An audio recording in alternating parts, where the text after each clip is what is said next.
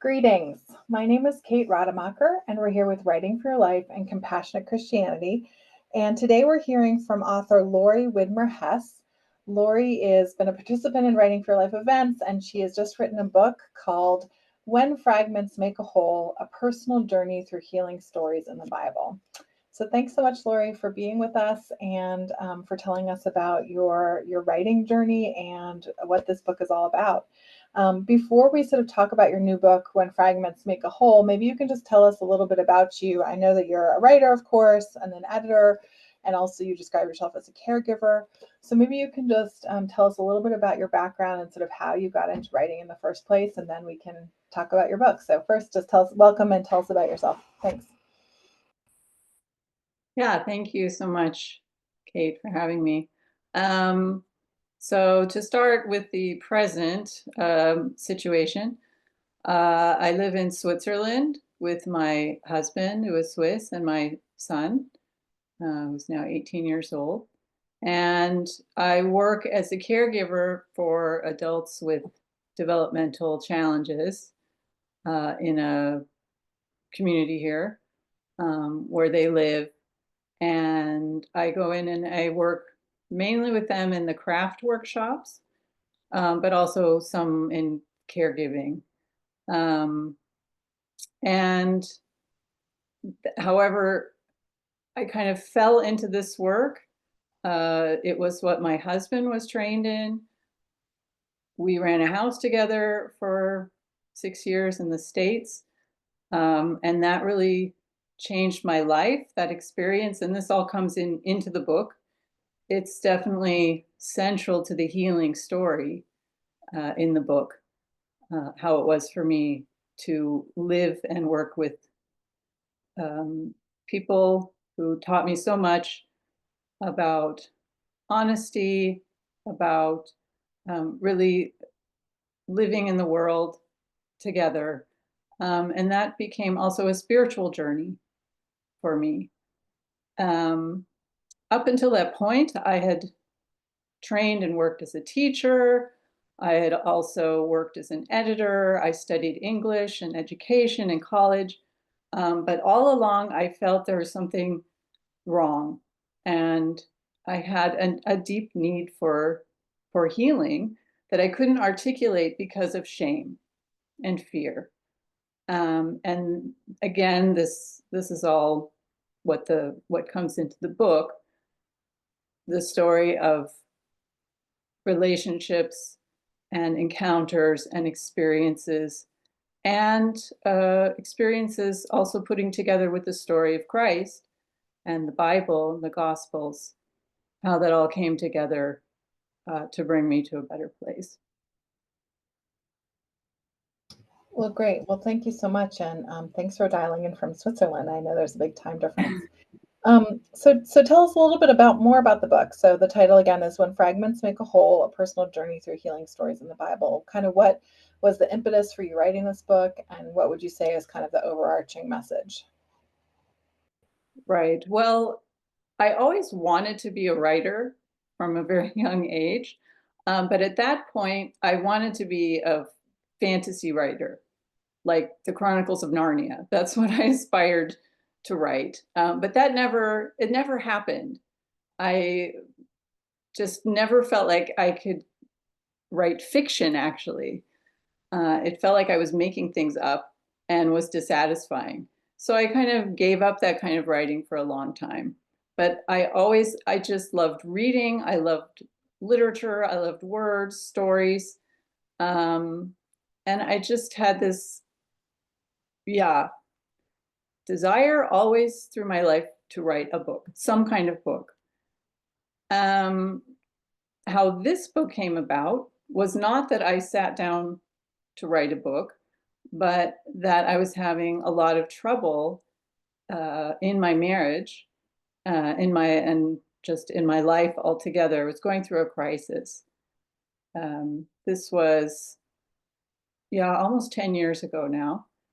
And at that time, I had an idea one Advent season, the season leading up to Christmas, preparing for Christmas, that I would take the 3 stories of Christ healing someone, raising someone from the dead in the Gospels. So before his own resurrection, he raised 3 people in various of the 4 Gospels from the dead. And just the situation I was in drew me to these stories. I wanted to know what that was about, what resurrection involved.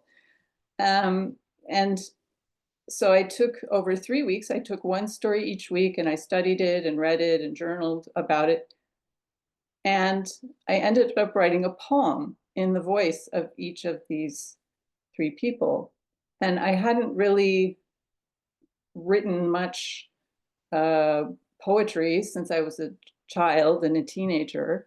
But this creative impulse came back to me in this crisis situation, which I actually found a tremendous gift because I felt like everything was falling apart in my life, but here was something coming to me. It felt like a gift coming to me that helped me keep going. So I had these 3 poems, and yeah, many other things happened. We went through crisis, resolution, moved to Switzerland, and some years later, I was having different kinds of issues, more health problems. I went through gallbladder surgery, and I had the idea at that time, well, could I look at more of the healing stories and maybe write some more poems? And I didn't aspire again to writing a whole book or even finishing the whole series. I just thought I would start with 1 and see how it went. And over the next 6 months, I did end up finishing, going through all the stories and writing 15 more poems. So then I had quite a bundle of poems, and I looked at them and I had to say, I thought they were not bad, and that maybe some other people could benefit from them and might find them worthwhile as well. But it didn't seem like enough for a whole book on their own.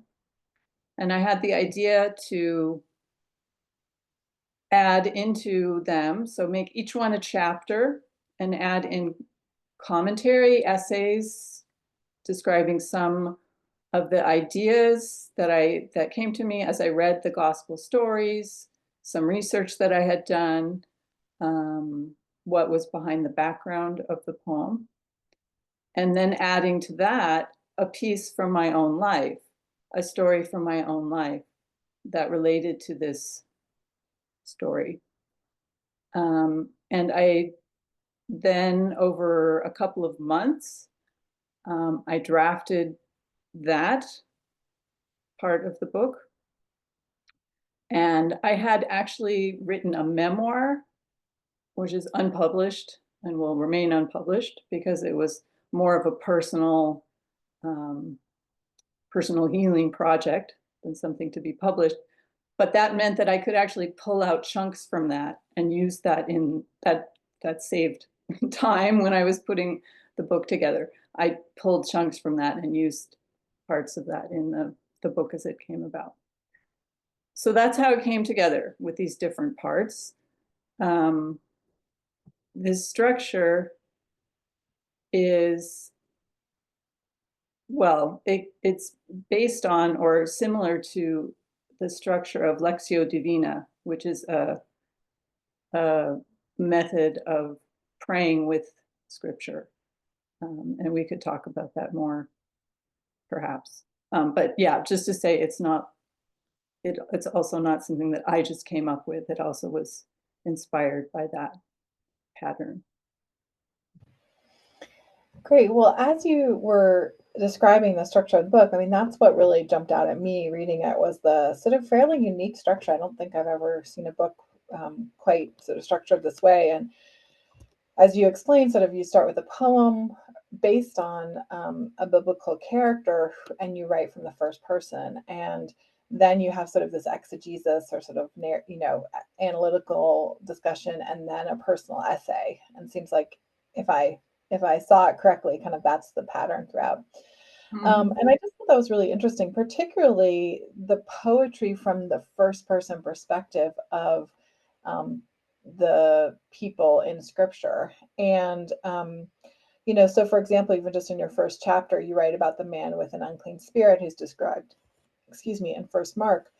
And I was just sort of like startled in a good way to read this voice and this almost kind of backstory and psychological perspective and almost like family narrative of the character that you really imagined and wrote out as a poem. And so I thought it was just a very striking genre or style. And maybe again, you mentioned Lectio Divina, but maybe you could say a little bit more about how you came up with these very creative kind of backstories for the different um, characters you've explored in the healing stories, and in particular, sort of what it meant to set it in a poetry, in the cadence of poetry, as opposed to sort of in a narrative form or a long form essay form. So that's kind of a question. I'd love to hear you talk more about your process and sort of what the meaning of this was for you, because I thought it was really striking. So thanks. Sure. Well, it really started with just reading the story. Often reading the stories in different gospels when there's more than one version. So reading kind of meditatively, this is the first step of Lectio Divina. One just reads and lives with the text. And out of that, I would usually have quite a lot of questions. And the stories were like seeds that needed to be planted and to unfold some more of the meaning and background. And some of what went into that unfolding was other things I was reading or learning at the time, like in the one you mentioned, the man with the demon. Very much going into that was things I had been reading about trauma, about childhood adverse experiences, psychology, how those kinds of experiences affect us as humans. And that just sort of went into the mix. And yeah, I can just say that with these questions and this information, other stories from um, other people in trouble, in crisis, a line or something to start with would just come to me, and I would just sort of go with it and follow it where it went. So in that one, I guess it was the idea of a child who had been beaten, and I thought of the rod, the saying about spare the rod and spoil the child, and that's where it started.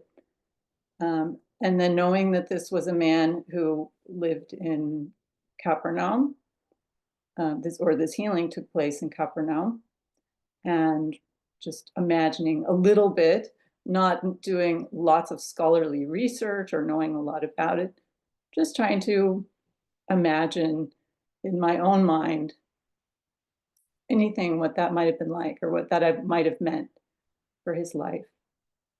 So yeah, it was kind of just finding a seed that then I felt like it could grow and could take me somewhere and tell me something about this person.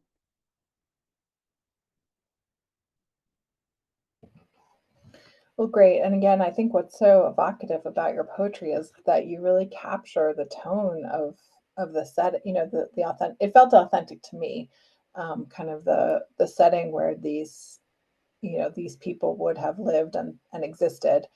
You just did a lovely job of evoking sort of the ancient setting that, but still kind of weaving in a modern understanding of psychology, as you mentioned, and sort of trauma. So well done. And I guess, just shifting back, of course, the sort of overarching theme of your book is healing. And I wonder if you could just sort of talk about what you conceptualize healing to mean. And in your introduction, you evoked Richard Rohr's book, Falling Upward, and talked about sort of the first part of life, the first half, as he calls it, sort of being focused on material security and development of identity and preservation, and then kind of the second half of life shifting into something different and sort of focused on wholeness and giving to others. So I don't know if that kind of, I really appreciate that conceptualization. So I was glad you referenced it, but maybe you could just talk more broadly about, through this book, either at the beginning or through the process of writing it, sort of what did your vision of healing, how did your vision of healing evolve? Mm-hmm. Well, my personal experience was that as I grew through my first half of life, as Richard Rohr calls it, I had an external persona. I had a role in life. I was coping outwardly in a way, but there was an inner reality that was not matching that outer appearance. It was somewhat like a shell that then had an inner experience or reality that was in disjunction to that outer shell. And what healing came to mean for me was bringing those closer together. So it doesn't mean fixing everything. It doesn't mean having no symptoms, being perfectly well all the time. But it means having that these parts, that the inner and the outer parts are not turned away from each other and not talking to each other and often not admitting that the other exists. It means bringing them together so that they can communicate, they can work together, they can help each other. And that's also a picture of what happened in my marriage. So on an outer level, I and my husband were in many ways not communicating, not working together as we could, kind of functioning on the outside, but not really working on the inside. And we also had to learn. I mean, we did. We learned. We came further towards working together in a way where things could move and could evolve in a better way.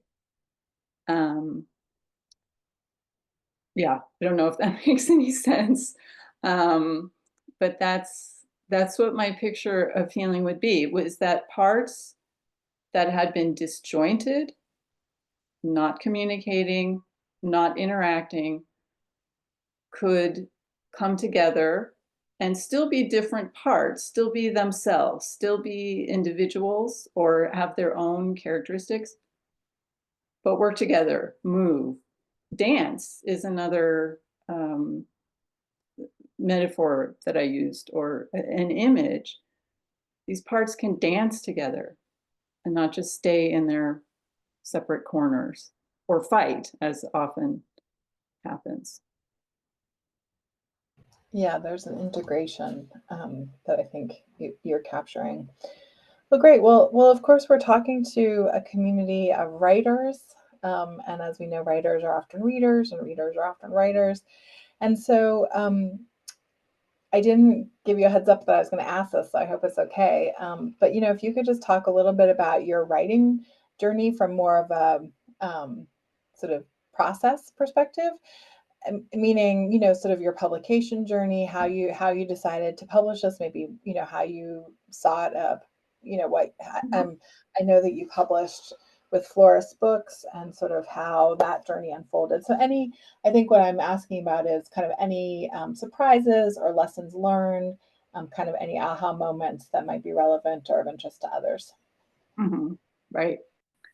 Well, as I said, I always aspired to be a writer, but I had a kind of love-hate relationship with writing. I was an English major in college. I enjoyed writing essays. I just like writing essays about books, but I didn't want to become an academic. And so then at that time, it just didn't seem like there was anywhere for that to go. There was not much market for writing essays. So that interest just kind of went underground. And I didn't really write creatively for a long time. I felt like I couldn't consider myself a writer because I wasn't publishing and I wasn't getting approval from the outside. But then, and I ended up working as an editor, which then I was helping other people with their writing, learning a lot from that, learning a lot about what makes writing work, about clarity, about organization. I was writing, I was also working in communication. So I was, for example, writing copy for announcements, for conferences, and things like that. So I was working with words, I was working with writing, but I felt like none of that counted. It wasn't really writing. Eventually, I did write a couple of essays. So I kind of wanted to dip my toe into writing essays, publishing, possibly sending some out for publication.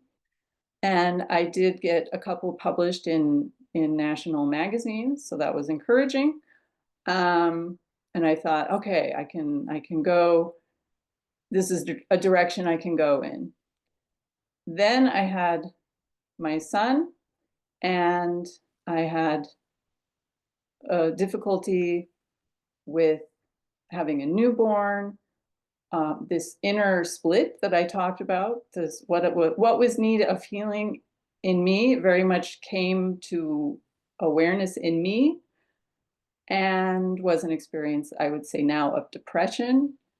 But at that time, I didn't call it that. I just called it me and my terrible hidden deficiency that I couldn't tell anyone about.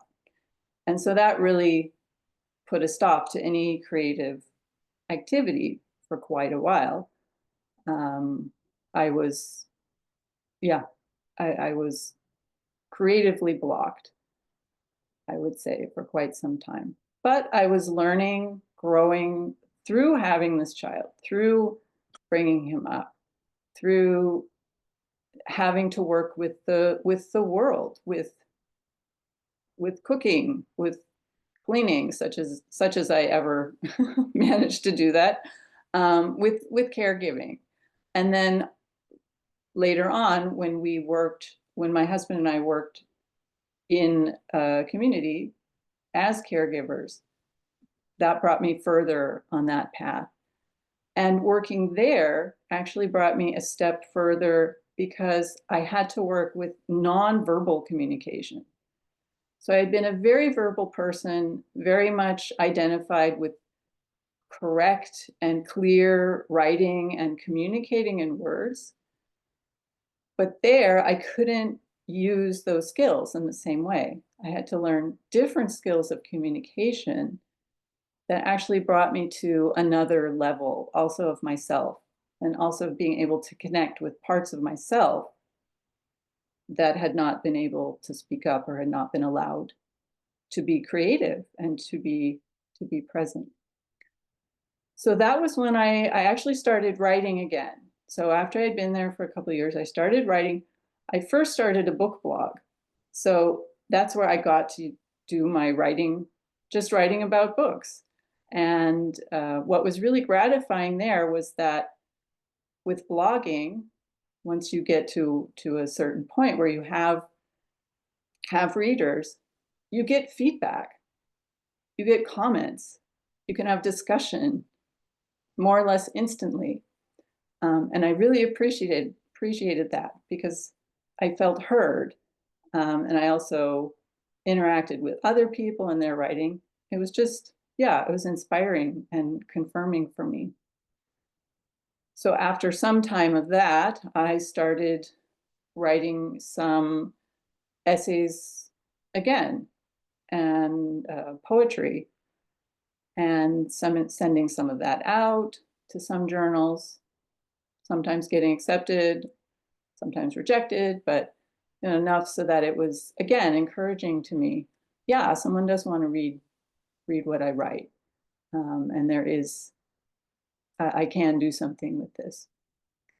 And then, as I described the story of what came to be the book, When Fragments Make a Whole, I had, yeah, by that point, I had put these parts together, and the publisher that I sent it to was one that I actually knew.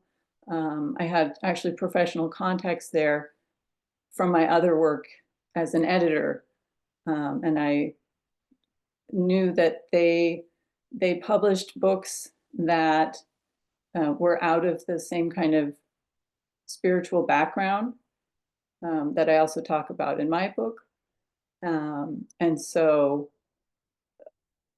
between that and having the personal connection where I could contact the editor there and submit my book, that was the only place that I submitted it. So I didn't do searching about where to submit my book. I just sent it there, and they pretty soon came back and said they were interested. So that's how that went. Well, great. Well, maybe sort of in as we, kind of in closing, I have actually two questions for you. One is, uh, kind of a big picture. Like you write about healing primarily kind of on an individual level, but we live in such divisive and painful times. I'm wondering if kind of you're thinking or writing about sort of societal healing and global healing and sort of what you think your writing speaks to and that on that lens. So that's kind of a conceptual question. And then you can kind of take these in two parts, just sort of, are you working on anything new and kind of where we can find you online? So just some more of the practical stuff. Right. So your first question, it would be, how do I think my experience of individual healing relates to societal healing? And If at yeah, all. And, I don't mean to impose that, but I think so many of us are thinking about sort of societal healing, global healing, national yeah, healing. yeah, Just curious if absolutely. kind I'm one of those people. I think about it. I think about it all the time. Um, and in some of the essays I do, the personal essays in the book, I do bring in world events that happened um, during that time in my life I'm describing, like 9/11, what where I was then, where I was in my life, how that impacted me. Um, and the journey of healing for me, part of it was to see that I, as a human being, am I am not, well, I am different from others in certain ways, but in other ways, we are all the same. So someone who commits what I might consider a terrible, um, dreadful, violent act, I came to see I can look inside myself and see that in me too. I can see those impulses in myself. And the fact that that person acts it out in this way and that I don't, but I carry it in another way, um, it it means we all are working on the same thing in a sense. There was also a point where I felt completely helpless. I felt so helpless before what I was seeing in the world. And I actually went out at night. I couldn't sleep. And eventually a message came to me. You just have to do your part. Do your part, do your task. let the spiritual world take care of the rest. And so I came back down and was like, well, I don't even know what my part is, but I'll try. I'll try to find what my part is. And I guess I came to feel like healing basically means figuring out what your part is, what your task is, and doing it with all your might, and knowing that everyone else has a task too. Everyone, including the ones you think are horrible, doing horrible things and are disposable, and that you feel like often, we don't want to have these people, but actually they have a task. We all have our own task. And for me, yeah, all I can do is keep trying to do my task and look and appreciate the others where they are on their journey, which may be in a very confused place where they haven't really figured out what they're here for yet, but just having faith that they're on the way. Great. Well, thank you so much. What a great answer. So, Lory, maybe just in closing, you can kind of tell us where we can find you online, how we can learn more about your writing, where we can get the book, how we can stay connected with you, if there's any other final comments you want to make before we close.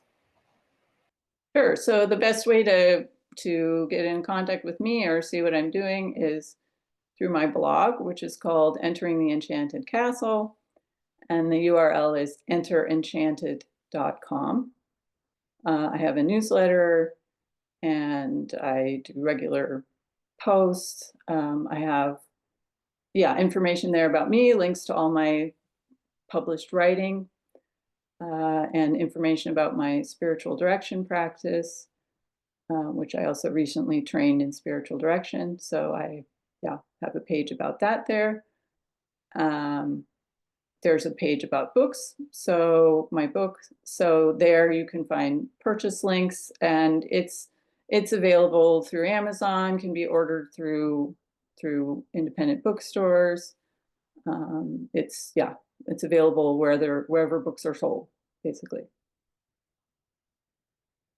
Well, thank you so much, Lory. Really appreciate your time, and congratulations again on the publication of your book, When Fragments Make a Whole.